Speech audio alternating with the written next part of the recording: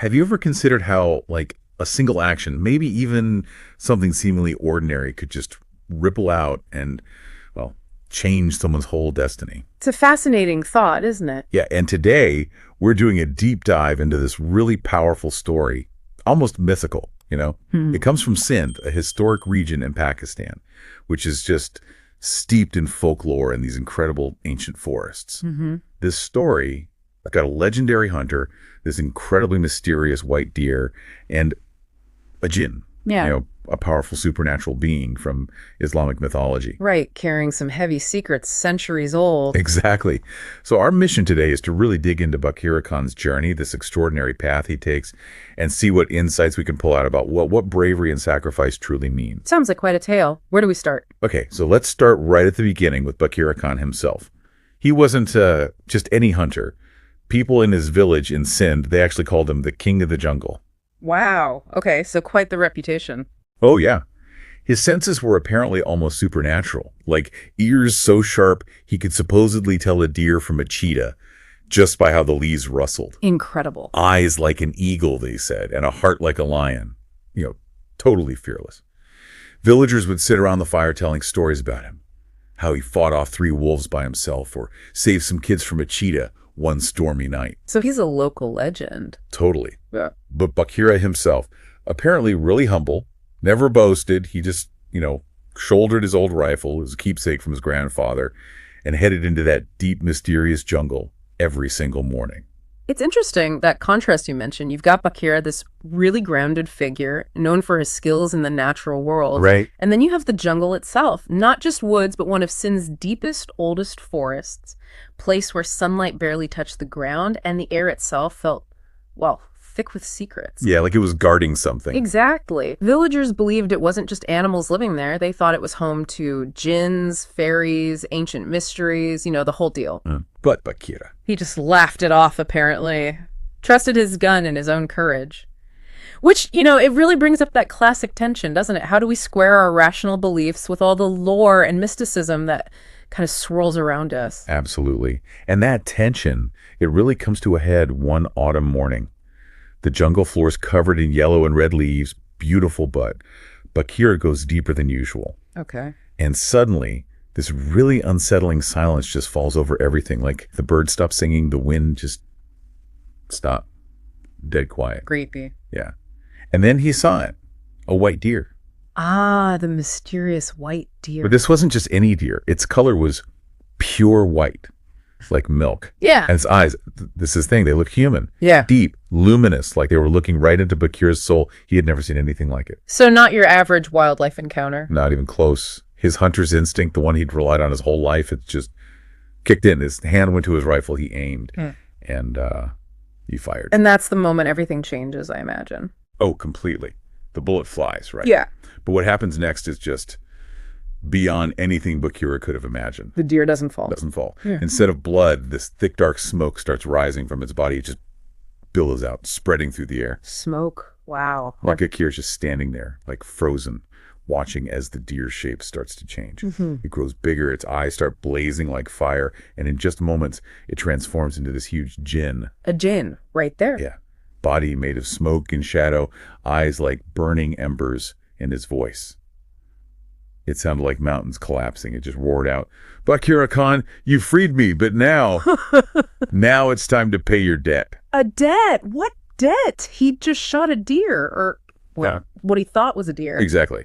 Bakhira was completely stunned. He starts stammering like, "I don't even know you." Right.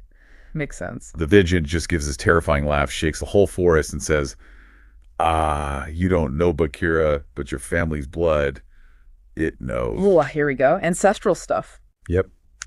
Centuries ago, the jinn explains, one of your ancestors, he made a promise to me, asked for my power, and in return, he promised a life from his lineage. Whoa. Hey. And the jinn basically says, guess what? Time's up. That promise is due. That's a huge turning point. Suddenly, he's facing consequences for something centuries old, something he knew nothing about. Totally out of the blue. It really makes you think, doesn't it? About how actions from generations past, even forgotten ones, can just ripple forward and land on someone's doorstep. These unseen inheritances we might all carry. Right. So Bakhir's mind is just reeling. He's never heard any family stories like this, but there's something about the jinn's voice. It feels undeniably true. So what does he do, faced with this supernatural being demanding a life? In this incredible moment of, well, bravery, I guess, he actually puts his gun down, offers his own life, says, take me, spare my village. Wow, okay. That's significant. But the jinn's like, nah, got other plans. Doesn't want his life, it wants his service. Bakhira has to go find and retrieve an ancient treasure, hidden somewhere in the dark lands of Sindh, buried under a talisman. A talisman. Some magic protection, probably, and likely a curse involved. You got it. The jinn warns him this isn't just gold and jewels, it carries a curse. It's going to test his courage, his intellect, everything. So it's not a simple fetch quest. Not at all. The jinn then creates this map right there in the air out of smoke, pointing to a specific cave deep in the jungle where 3 rivers meet, and gives him a final warning. Danger at every single step. Okay, so the pressure's on. He has to undertake this perilous journey now. Yeah. He takes a deep breath, picks up his rifle again, and just plunges deeper into the jungle. It's getting darker now, and the air has this weird smell, like old earth, or maybe something sadder, like old wounds. Atmosphere building. His rifle, usually his comfort, it feels heavy now, almost like a burden. And every crunch of leaves under his boots sounds like the jungle itself whispering, turn back, turn back. But he doesn't. He's Bakhira Khan. Exactly. Yeah. Not the type to back down from fear. He just keeps pushing on, heading for that cave where the 3 rivers meet. And the jungle itself probably feels more menacing now, right? Knowing what's at stake. Oh, for sure. It gets denser. The trees look like giant claws reaching for him. Then, finally, he hears its faint sound of water. He's found the spot, the confluence of the 3 rivers. And the cave. Right there, behind this huge stone covered in these strange ancient markings he can't read, the cave mouth is just black, like it's swallowing the light. Doesn't sound inviting. Not at all. Bakhira lights a makeshift torch, takes a breath, and steps inside. The air immediately turns cold, damp. Water's dripping somewhere, echoing, just filling the silence with this sense of dread.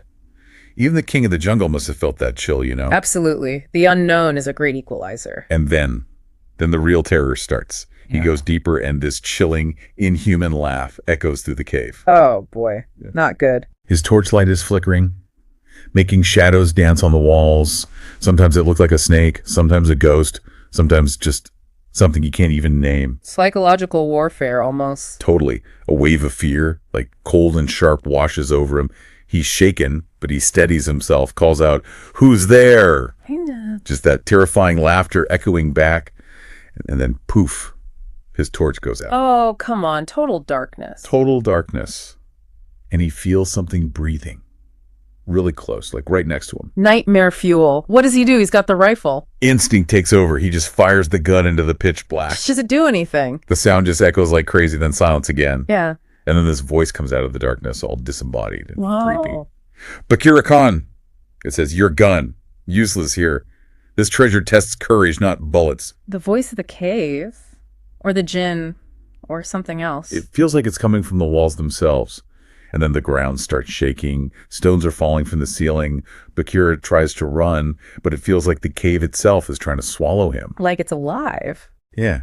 And then suddenly the ground just gives way beneath him. He falls down into a deep pit. Okay, so he survives the fall. He does. When he comes to, he's in this, well, astonishing place. The walls are shimmering, covered in gold and jewels, reflecting this faint, weird light. Sounds amazing, but there's a catch, right? Big catch. The air is freezing cold, like bone-chillingly cold. And right in front of him is this large chest. And it's got those same strange carvings he saw outside the cave entrance. It's a treasure chest. Must be. And then he hears a voice calling his name. Bakhira! Bakhira! It sounds terrifying, but also kind of alluring, like it's drawing him in. The treasure itself is calling to her. Seems like it. He just feels this overwhelming sense that opening this chest is going to change his life forever. Which, I mean, it probably will. That pull between desire and danger, it's potent. So he goes for it. He approaches the chest, touches it. It feels cold like ice, but at the same time, there's this strange warmth coming from inside it. Yeah. Really weird sensation. He tries to lift the lid. Won't budge. It's sealed tight. Then those carvings on the chest start to glow. Uh-oh. And the jinn's voice booms through the cave again. Bakhira Khan, are you ready to accept the curse that comes with this treasure? Curse. Not debt. Curse. That's a twist. Right. Bakhira must have felt completely blindsided. He recoils, calls out to the jinn like, wait, you said debt? What's this about a curse? Good question. What did the jinn say?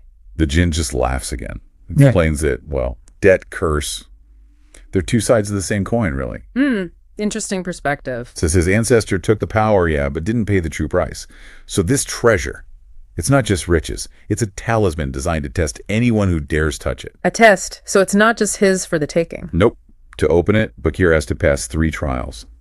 And if he fails, his soul gets trapped in the cave forever. Wow, the stakes just keep getting higher. It really hammers home that idea, doesn't it? Generational debts, especially those tied to power or shortcuts, they often become these deeply personal burdens, these curses for the descendants. Yeah, exactly. Yeah. And breaking that cycle means facing more than just, monsters in a cave. It means facing yourself. So Bakhira, how does he react to this? 3 trials or eternal entrapment?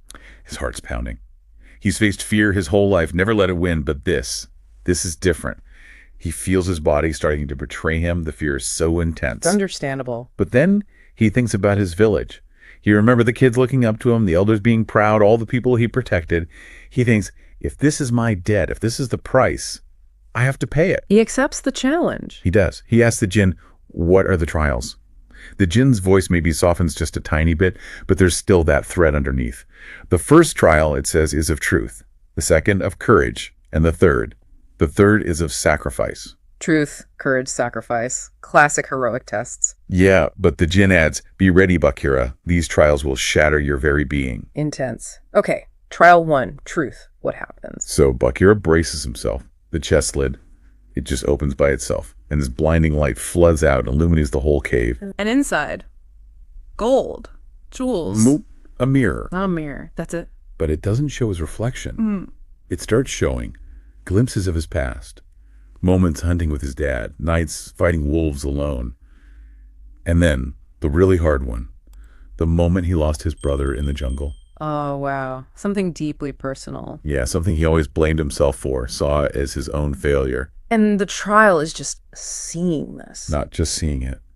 A voice comes from the mirror itself, echoing his own guilt.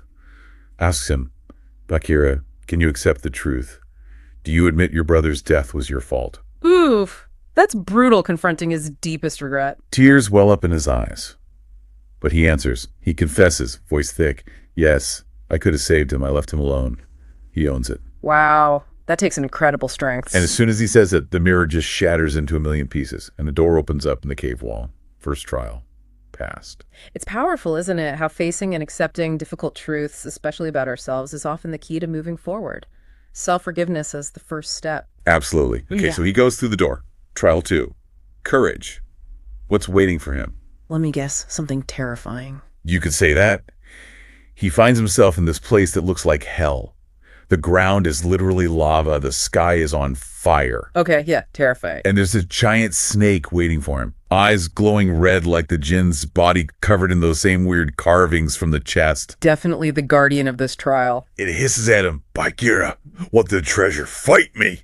So naturally, Bakhira raises his rifle. Well, the voice said bullets are useless. Exactly. The snake just flicks its tail, whips the gun right out of his hands. Gone? And then it thunders, test of courage, Bakhira. Not weapons. Stripped bare again. So what is real courage when your usual tools, your defenses are just gone? Great question. Bakhira has to figure that out fast. He pushes down the fear and just charges the snake. Unarmed. Whoa. He jumps off a rock, lands right on its neck, and just uses all his strength to slam his head against the ground. Did it work? The snake lets out this horrible shriek and then just dissolves into smoke. Gone. Bakhira's bruised, battered, exhausted, but second trial. Passed. Incredible. It's just courage isn't just about having the right weapon, right? Sometimes it's about raw nerve, confronting impossible odds with just yourself. Yeah, that inner resolve. Yeah. Okay, 2 down, 1 to go. Trial 3, sacrifice. Where does he end up now? Given the theme, probably somewhere demanding a choice. He arrives at this large pond, but the water, It's blood red. Oof, ominous. In the middle of the pond on a small island. There it is. The treasure, gleaming. Piles of gold coins, jewels, everything. Finally, the prize is in sight. Too easy, though. Way too easy. As he gets closer, the djinn reappears. Bakhira, it says, treasure is yours, but price has to be paid. Sacrifice your most precious thing. His most precious thing. What does he think it is? His rifle.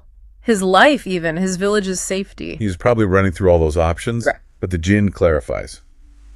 And this is where it gets really intense. What is it? The sacrifice, the djinn says, is your memories. His memories. All of it.